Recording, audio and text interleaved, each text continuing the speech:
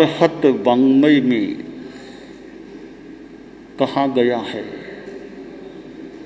नतम अरी कंठ छित्ता करे ई, जंग से करे अपन या दुरप्पा, से नाहि ई मच्चु मुहम तो पत्ते, पच्छाणुतावेण दया विहूणो।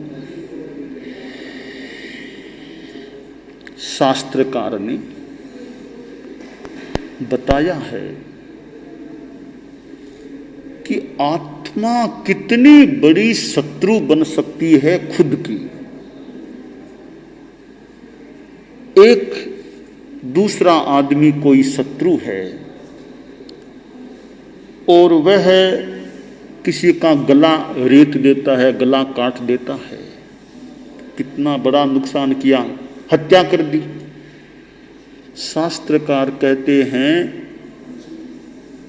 वह इतना बड़ा नुकसान नहीं कर सकता जो नुकसान अपनी दुरात्मा बनी हुई आत्मा कर सकती है। और जो दया विहीन आदमी है, पापाचरण करने वाला है, वह जब मौत के मुख में जाने लगता है तब उसे पश्चाताप भी हो सकता है कि अरे मैंने इतने पाप किए, अब मेरा क्या होगा, कौन सी गति में जाना पड़ेगा। एक आत्मा दुरात्मा होती है, कोई आत्मा सदात्मा हो सकती है, कोई आत्मा महात्मा हो सकती है और कोई आत्मा परमात्मा होती है। मोक्ष में गई हुई सारी आत्माएं परमात्मा हैं, यानी वे आत्मा की परम अवस्था को प्राप्त हो चुकी हैं। महात्मा लोग, जो संत लोग हैं, वे महात्मा हैं। और आप लोग गृहस्थों में जो सज्जन आदमी हैं, सामान्यतया किसी का बुरा नहीं करते, सतपथ पर चलने वाले अच्छे सदाचारी गृहस्थ हैं, वे सदात्मा हैं, सज्जन हैं। और जो हिंसा, हत्या, बेईमानी आदि आदि पाप करने में ज्यादा रचे पचे रहते हैं, वे दुरात्मा हैं। तो दुरात्मा अपना बहुत बड़ा नुकसान यानी खुद की आत्मा का कर सकती है। आदमी परमात्मा तो कोई बनेगा तो बनेगा, महात्मा बनना भी सबके लिए आसान नहीं हो। घर बार छोड़ना, परिवार छोड़ना, जीवन भर के लिए संत बन जाना बहुत बड़ी बात है। परंतु आदमी कम से कम यह ध्यान दे, मैं दुरात्मा न बन जाऊं, दुरात्मा न बन जाऊं, पापी, हिंसा, हत्यारा ऐसा न बन जाऊं। हमारे जीवन में धर्म आचरणगत होना चाहिए।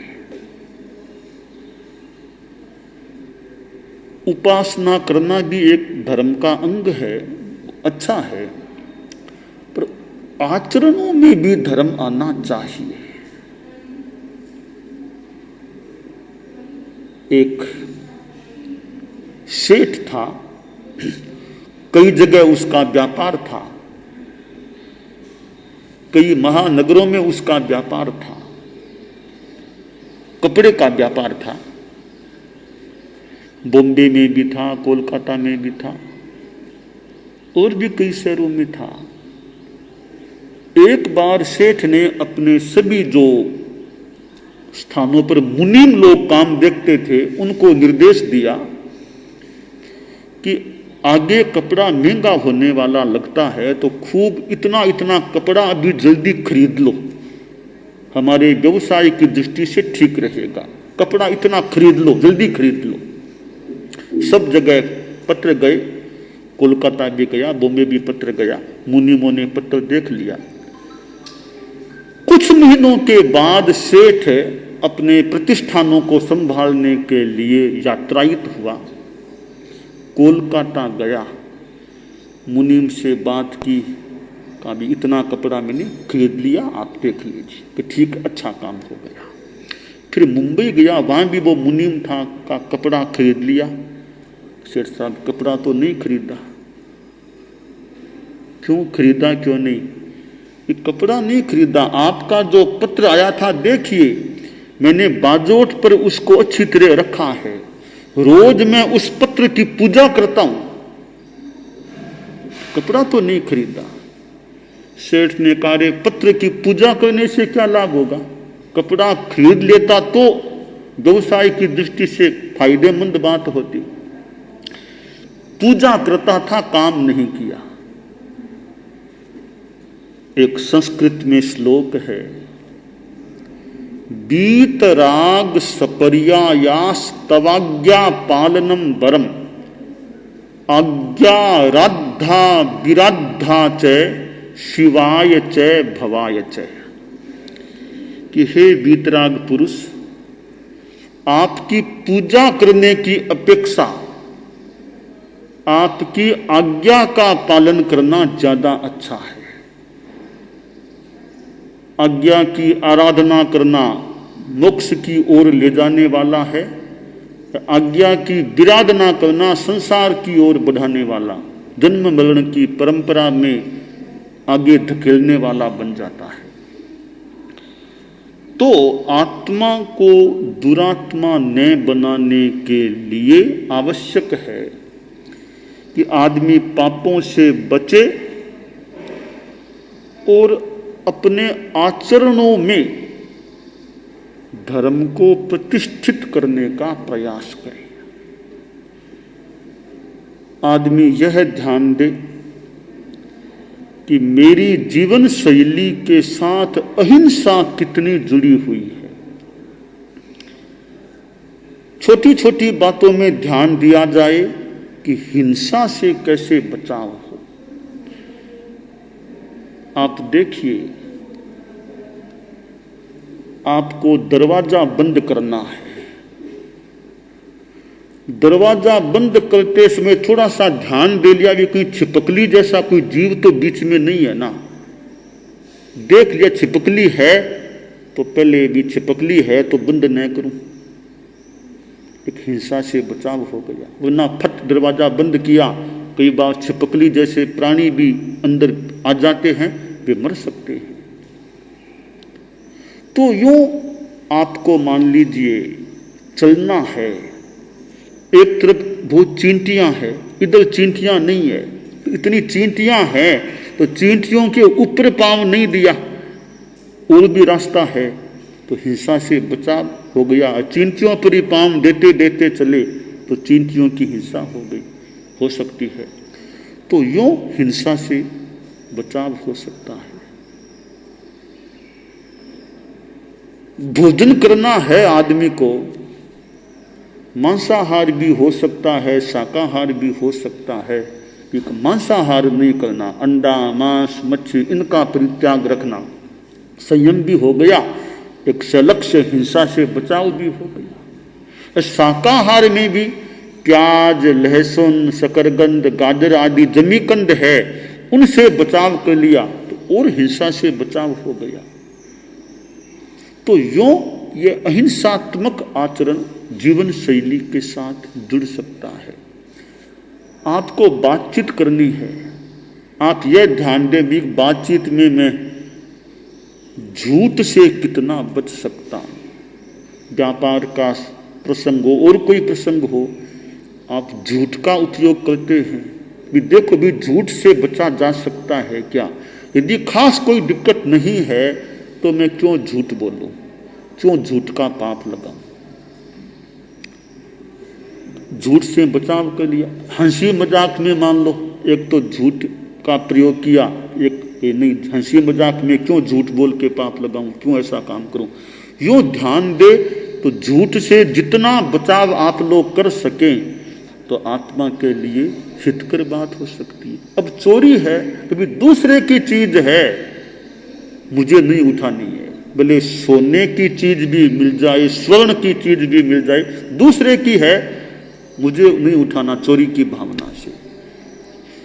ऐसा संकल्प है, चोरी के पाप से कितना बचाव हो सकता है। और भी व्यवसाय आदि में कहीं बेईमानी न हो, तो यूं चोरी से, यूं पापों से बचने का प्रयास हो तो आत्मा को दुरात्मा बनने से बहुत बचाया जा सकता है। गुस्सा है कि भाई गुस्सा क्यों करना, लड़ाई झगड़ा गुस्सा, इनसे जितना बच सके ठीक है। शांति से कोई बात करनी हो तो शांति से कर सकते हैं, गुस्सा आवेश झगड़ा न करें, आत्मा पाप से बच सकती है। तो हम अपने जीवन में, आप लोग गृहस्थ हैं, गार्हस्थ में ठीक है, एकदम कोई पाप से बचना मुश्किल हो सकता है, परंतु जितना बचाव हो सकता हो, आसानी से हो सकता हो, उतना बचाव तो करने का प्रयास करना चाहिए। रात्रि भोजन है कि रात में भोजन न करें तो भी काम चल सकता है, तो क्यों 10-11 बजे तक रात को खाना खाएं? कम से कम 9-10 बजे के बाद तो खाना न खाएं रात में। इस प्रकार अपने जीवन शैली में अहिंसा को, संयम को जोड़ दिया जाए, जितना संभव हो सके उतना जोड़ दिया जाए, तो आप गृहस्थों की आत्मा भी दुरात्मा बनने से बहुत बच सकती है। क्योंकि दुरात्मा है तो इस जन्म के बाद आत्मा नरक गति में जा सकती है, नरक में पैदा हो सकती है, तिर्यंच गति पशु आदि की योनि में भी जा सकती है। इसलिए दुर्गति में न जाना पड़े, ऐसा प्रयास होना चाहिए।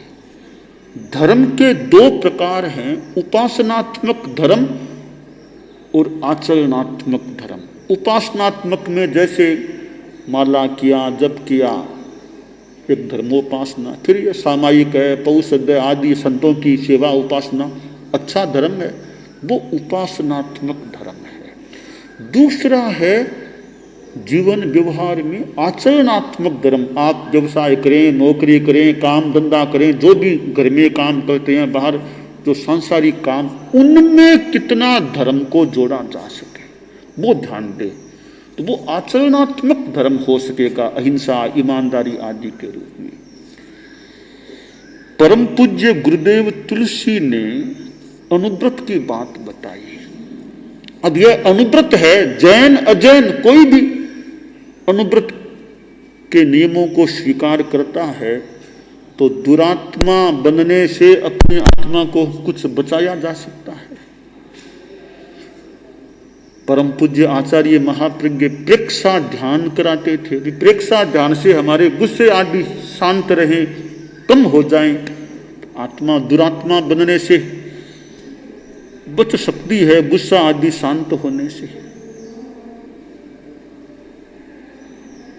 संत के पास एक मंत्री आ गया, सरकार में मंत्री था, आया कि महाराज आप हमारे शहर में आए हो, इसलिए दर्शन करने आ गया। कुछ चर्चा वार्ता चली, धर्म के बारे में चर्चा चली, तो मंत्री जी बोले कि संत प्रवर, मेरे मन में धर्म के प्रति रुचि तो रहती है कि धर्म करूं, परंतु इतना व्यस्त जीवन है वर्तमान में, मंत्री का दायित्व है, धर्म करने के लिए समय नहीं निकाल पाता, बहुत व्यस्त रहता हूं, लोगों से मिलना जुलना, सरकारी सारे काम देखना, फाइलें देखना, टाइम नहीं मिलता, रुचि तो रहती है धर्म करने की। संत ने कहा ठीक है, मैं आपको ऐसा धर्म बता दूं जिसके लिए टाइम निकालने की जरूरत नहीं होगी, ऐसे ही हो सकता है, बताइए कौन सा धर्म है। संत ने कहा वही बात कि उपासनात्मक धर्म और आचरणात्मक धर्म। आप मान लो उपासना के रूप में महाराज जप आदि का समय इतना नहीं मिलता, तो आचरणों में आचरणात्मक धर्म पर ध्यान दें। आप फाइल्स देखते हैं, सरकारी काम करते हैं, यह ध्यान दो, उसमें ईमानदारी रखना है, बेईमानी नहीं करना, झूठ नहीं बोलना पड़े। ईमानदारी का अगर आप संकल्प ले लें कि ईमानदारी रखूंगा, बेईमानी नहीं करूंगा, झूठ से जितना संभव होगा बचूंगा। तो यह आपका संकल्प होगा, यह आपकी आत्मा को पाप से कुछ बचाने वाला हो जाएगा। आप गुस्सा नहीं करना, बात करो गुस्से में नहीं, शांति रखो। गुस्सा नहीं करने का आपका प्रयास है, आपको गुस्सा नहीं करने से कुछ पाप से बचाने का काम हो सकेगा।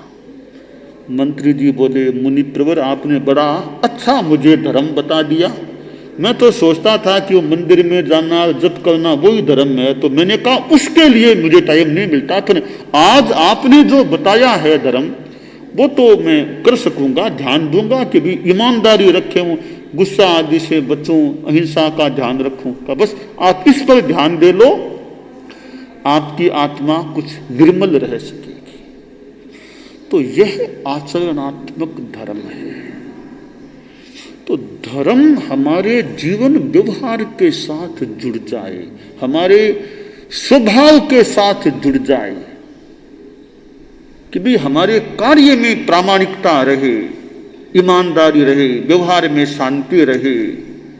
बस ये चीजें, मैत्री, प्रमोद, ईमानदारी और समता भाव रहे, मन में समता, अनुकूलता, प्रतिकूलता, प्रयास रखें कि समता रखें, राग रोष आदि से बचें, लड़ाई झगड़ा से जितना हो सके बचें। बस यह है हमारी आत्मा को दुरात्मा बनने से बचाने की प्रवृत्ति हो सकती है। तो धर्म करना कठिन और थोड़ा थोड़ा ध्यान दें तो धर्म करना कुछ आसान भी है। कोई विशेष टाइम भी नहीं लगा, अपने जीवन में ध्यान दे लिया, जीवन में वो धर्म या संयम या पाप से बचाव कुछ आसानी से हो सकता है। मैंने कहा चींटियों पर चलना कोई आवश्यक तो नहीं है ना, इधर भी रास्ता है, तो क्यों चींटियों पर पांव रखें। बस एकदम आसानी से हिंसा से बचाव हो गया। बात कहना है तो बात गुस्से में भी कही जा सकती है, तो बात शांति से भी कही जा सकती है। थोड़ा सा मन को समझा दिया कि गुस्से में नहीं बोलना, तो पाप से बचाव हो गया। खाने में संयम किया, कुछ पाप से बचाव हो गया। यूं धर्म करना आसान भी है। तो आसान धर्म को तो विशेष रूप से ध्यान देकर आप लोग अपने जीवन में अपनाने का प्रयास करें, यह काम्य है।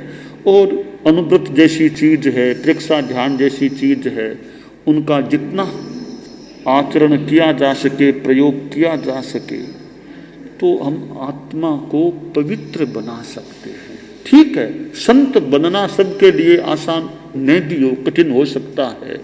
हालांकि धन्य है जो संत बन जाते हैं और हिंसा आदि का जीवन भर के लिए 3 कर्ण 3 योग से त्याग कर देते हैं, बहुत बड़ी बात है। परंतु महाव्रतों को पालना कठिन हो सकता है, तो मध्यम मार्ग अनुव्रत है। अनुव्रत के रास्ते पर, छोटे छोटे नियम संकल्प के रास्ते पर चलें। आपने शराब पीने का त्याग कर दिया, धूम्रपान का त्याग कर दिया, गुटखा खैनी आदि सब नशे का परित्याग कर दिया, तो आपका कुछ पाप से बचाव का काम हो सकता है। तो थोड़ा परिष्कार, थोड़ा ध्यान दिया जाए तो हमारी जीवन शैली, जीवन अच्छा बन सकता है और हम अपनी आत्मा को दुरात्मा बनने से बचा सकते हैं। चिंतन यह भी करें भी अनित्य अनुप्रेक्षा, आखिर जीवन भी स्थायी तो है नहीं। 100 वर्ष आ जाएंगे, 100 से भी ज्यादा कुछ आ जाए आगे, आखिर तो कभी जीवन का अवसान होता है। तो जो यह जीवन हमें प्राप्त है और मानव जीवन प्राप्त है, मानव जीवन तो बड़ा महत्वपूर्ण माना गया है। इस जीवन का लाभ उठाएं, धर्म की दृष्टि से, आत्म कल्याण की दृष्टि से हम आगे पर भी ध्यान दें। वर्तमान को देखें पर भविष्य को भी देखें, भविष्य को इग्नोर न करें भी। आखिर अगला जन्म आगे मेरा क्या हो सकता है, तो आगे की सुध ले ही, आगे के बारे में भी ध्यान दें। वर्तमान को ऐसा बनाएं कि आगे का परलोक भी हमारा प्रभव भी अच्छा हो सके। तो वर्तमान और भविष्य हम दोनों पर ध्यान दें कि वर्तमान मेरा अच्छा रहे, वर्तमान जीवन मेरा अच्छा रहे, और ऐसा वर्तमान जीवन बनाऊं कि अगला आगे का भविष्य भी मेरा, इस जीवन के बाद का भविष्य भी मेरा सुधरा हुआ रह सके, अच्छा रह सके। तो इस प्रकार का हमारा चिंतन रहता है।